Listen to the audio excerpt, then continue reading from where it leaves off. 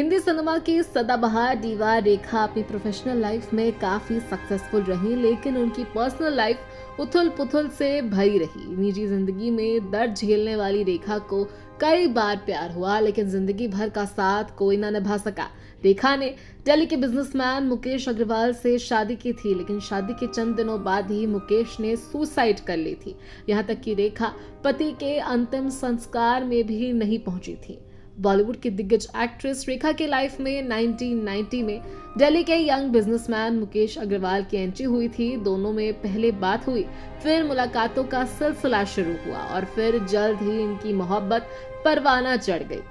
पहली मुलाकात के एक महीने बाद ही यानी कि 4 मार्च 1990 को मुकेश ने रेखा को प्रपोज कर दिया और फिर उसी रात 37 इयर्स के मुकेश और 36 इयर्स की रेखा ने जुहू के एक मंदिर में 7 फेरे लेकर शादी कर ली थी।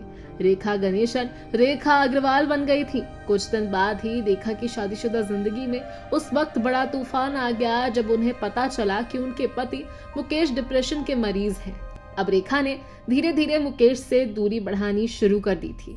वहीं मुकेश रेखा पर फिल्में छोड़ने का दबाव बनाते थे। जब दोनों के विचारों की गाड़ी पटरी पर नहीं दौड़ी तो शादी के कुछ ही महीनों बाद इनके रिश्ते में खटास आ गई। इस दौरान दोनों के बीच कई बार बहस हुई और झगड़े भी हुए। वहीं जब एक दूसरे के साथ रहना मुश्किल नजर आने लगा तो शादी के करीब 6 महीने बाद ही यानी कि सितंबर 1990 में दोनों ने आपसी सहमति से तलाक लेने का फैसला कर लिया।